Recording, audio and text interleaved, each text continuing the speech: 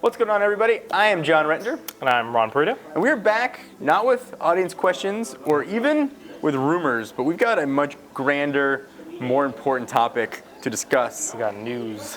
News and I'm actually talking to you with your head on your left hand, your privacy on your phone. Big news going on right now. So here's the Cliff Notes version of what's been going on. If you want to know more detail, you want to read CEO letters or magistrate's ruling, hit the link down below. In early December 2015, there was a horrible tragedy in San Bernardino. There was a terrorist attack and there was a shooting. One of the shooters had an iPhone 5C that the government has since recovered and certainly wants to get access to the information on their phone to see who they were cohorting with. If they were texting someone that had assistance from the outside, they were calling somebody, information that the FBI needs to do their job. So, Magistrate Sherry Pym, quoting the 1789 All Writs Act, said it is reasonable for Apple to create a backdoor way to unlock this phone. And we were talking earlier, backdoor sounds like a really fancy way of like, you need 9 terminals and 6 monitors to get access to this phone.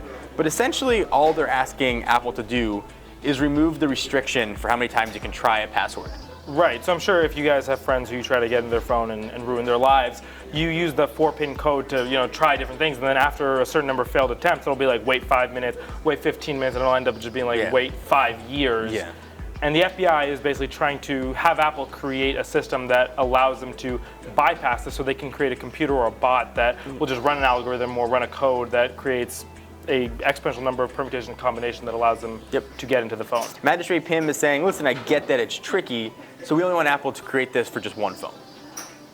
But that's in theory, and that's when, so Tim Cook went ahead and Apple as a whole released a public letter to us, the consumers and customers, saying that while they've supported the FBI up until this point, which is very important to say that... Big distinction to make. Yeah, they've been extremely helpful and they've done everything they can to try to help the case along, but Tim Cook is saying that they're drawing a line here in terms of ethics because if they create this tool, it sort of leads down the rabbit hole of opening this tool up to anybody, and he quoted saying criminals and... Yeah, and they're saying right now this does not exist, not anywhere in Apple's deep, dark skunkworks labs. This doesn't exist. They created it once for one phone. The threat of that exploit getting out and the threat of what it could mean for security becomes very, very frightening. And the big issue to keep in mind is what precedent this is going to set. If Apple does say, okay, Magistrate Pym, here's the exploit, here you go, what about the next case?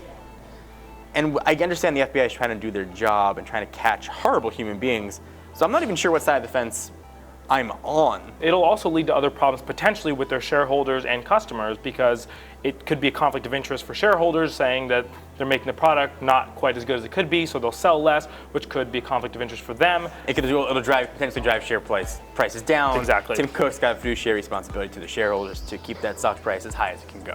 Exactly, and then you also have lawsuits, potential lawsuits from customers saying that their privacy is not being protected by Apple intentionally. So it's a very complex, multifaceted issue, and like you said, it's hard to gauge really what the right side is.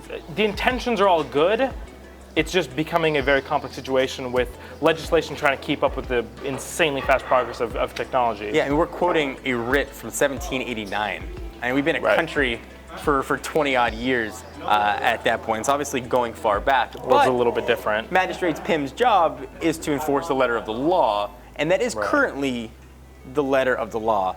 So as you think about what side you're on, or if they decide to even be on, take Apple out of the equation. Take your feelings of Apple, admittedly a very polarizing company, out of the equation. It could very easily be Google, it could easily be Microsoft, it could be any other company, and very well probably will be them next, depending on how this case lays out.